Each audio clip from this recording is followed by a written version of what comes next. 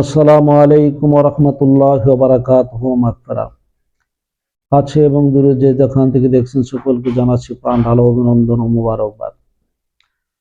আজকে মানুষের সবচেয়ে গুরুত্বপূর্ণ একটা বিষয় আল্লাহ রাব্বুল আলামিনকে পাওয়ার জন্য, আল্লাহর সঙ্গে সংস্পর্শ স্থাপন করার জন্য, আল্লাহর সঙ্গে সংযোগ স্থাপন করার জন্য যে বিষয়টা অতি জরুরি এবং জানাটা অতি জরুরি এবং কর্তব্য, ওই বিষয়টি আপনাদের সামনে তুলে ধরবো। এটা হচ্ছে ফানা হওয়া। আর ফানা হওয়ার মধ্যে তিনটা স্তর আছে। স্তরগুলিকে চিহ্নিত করে যদি মানুষ আল্লাহর প্রেমে ফানা হতে পারে, তাহলে এই মানুষটা আল্লাহর সঙ্গে সংযোগ স্থাপন করতে পারবে এবং সে কামিয়াব হতে পারবে।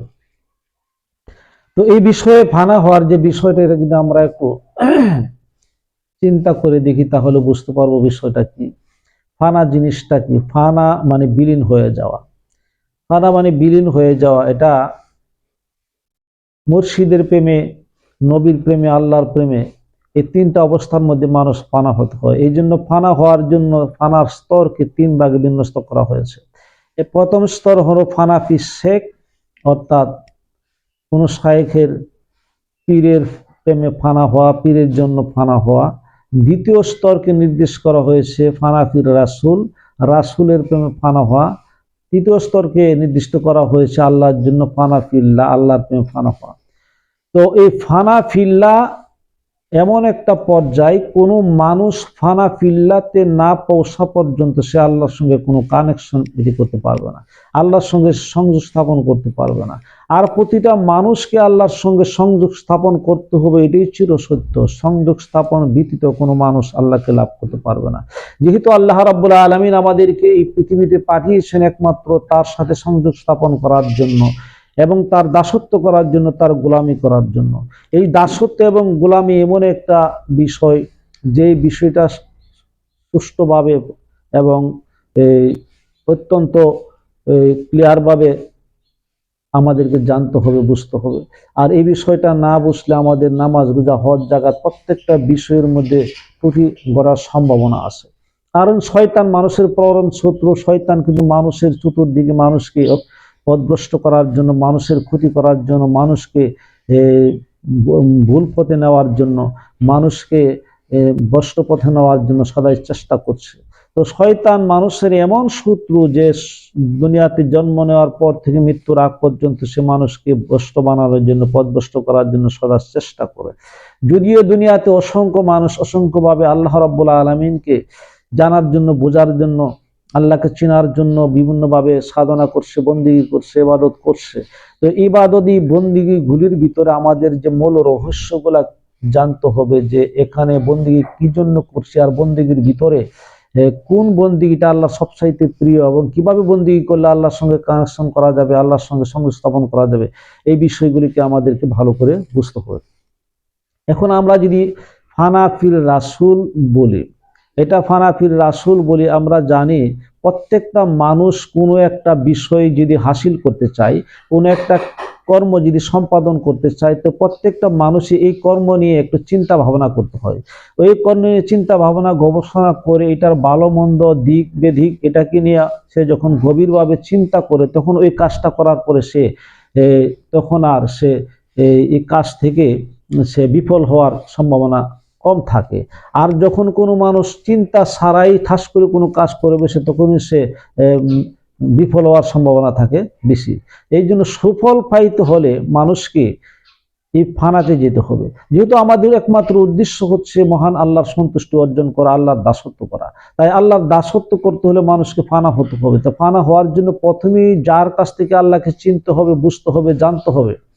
আল্লাহকে চিনা জানার যে বিষয়টা, এটা আল্লাহ রাব্বুল আলামিন যুগে যুগে 1,00,000 মতান্তরে 2,24,000 পয়গম্বর দুনিয়াতে পাঠিয়েছেন। তারা কিন্তু মানুষকে সত্যের পথ দেখিয়েছেন, তাদের কাছ থেকে মানুষ সত্যটা জানতে পারছেন। তো আমরাও এখন বর্তমানে যেহেতু নবীরা আর আসছে না, সুতরাং নবীর ওয়ারাসাতুল আম্বিয়া হিসেবে আল্লাহর অলিদেরকে, নবী অলিদেরকে, পীর মাশায়েখ যারা আছেন দুনিয়াতে, শায়েখ যারা আছেন, তাদেরকে অনুসরণ করতে হবে, তাদেরকে মানতে হবে, তাদেরকে আপনার বুঝতে হবে।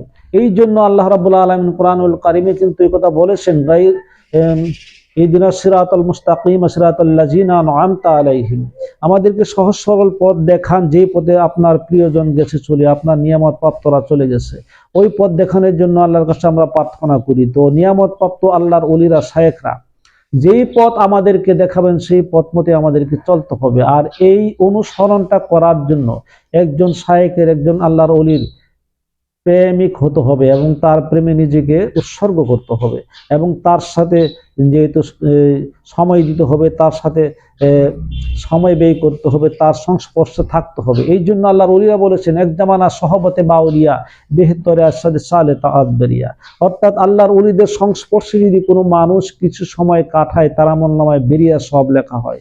সুতরাং এই যে বেরিয়া সব লেখার যে নিয়মটা, সময় কাটানো, তার দেনে তার কাছে নিজের মনকে সুপুর্দ করা, বায়াত হওয়ার মাধ্যমে একজন আল্লাহর ওলির জন্য নিজেকে উৎসর্গ করা, তার প্রেমে বিলীন হয়ে যাওয়া, তখন এই মনোভাব যদি একটা মানুষের ভিতরে থাকে, তখন পীরের কাছ থেকে, আল্লাহর ওলির কাছ থেকে, শায়েখের কাছ থেকে সে আল্লাহর কুদরতি জগতের আধ্যাত্মিকতা সম্পর্কে, আল্লাহর সঙ্গে সংযোগ স্থাপনের যে ব্যবস্থা, এটা সম্পর্কে সে ভালো করে অবগত হতে পারবে।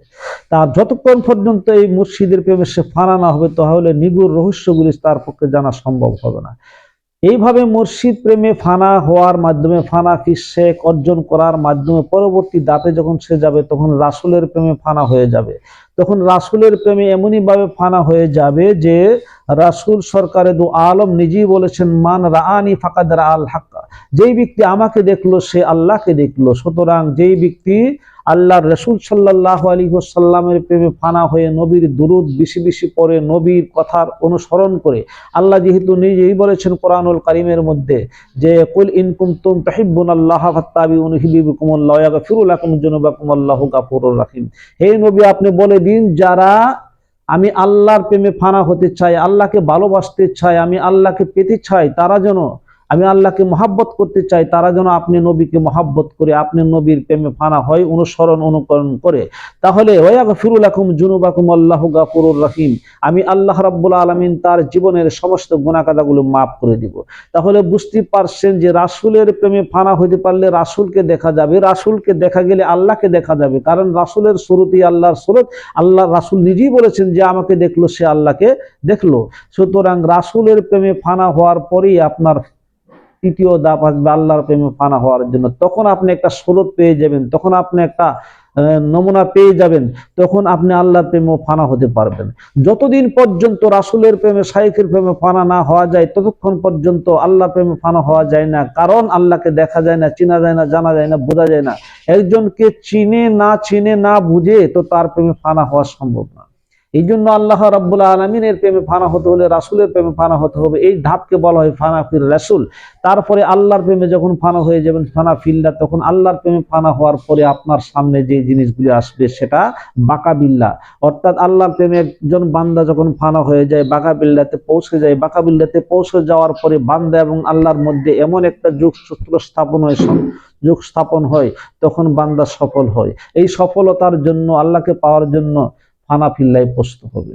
এই জন্য আমরা সকল মানুষ চেষ্টা করতে হবে আল্লাহর মহাব্বত অর্জনের মাধ্যমে, আল্লাহর রাসূলের মহাব্বত অর্জনের মাধ্যমে, ফানা শেখের মহাব্বত অর্জনের মাধ্যমে ফানা ফিল্লাতে পৌঁছা। এই জন্য প্রত্যেক মানুষের উচিত একজন ভালো মুর্শিদ ধরে, ভালো পীর ধরে, সে পীরের কাছ থেকে তথ্যগুলি সংগ্রহ করা।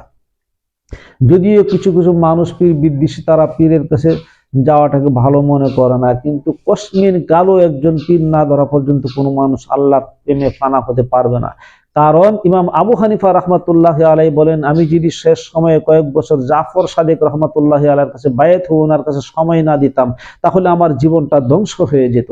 এত বড় একজন ইমাম হওয়ার পরে যদি উনি এই কথা বলেন, তাহলে বুঝতেই পারছেন একজন শেখের হাতে বায়াত হতে হবে। আর এই বায়াত হওয়ার মধ্যে উপযুক্ত শেখের হাতে বায়াত হয়ে নিজেকে সুপুর্দ করে ফানা ফিশেকের মধ্যে নিজেকে বিলীন করে দিয়ে আল্লাহকে তালাশ করতে হবে। আল্লাহ যেন সবাইকে বুঝে তা অনুসরণ করার তৌফিক দান করে। ওয়া আখিরি দাওয়ানা আলহামদুলিল্লাহি রাব্বিল আলামিন, আসসালাতু ওয়াসসালামু আলা রাসূলিল কারীম।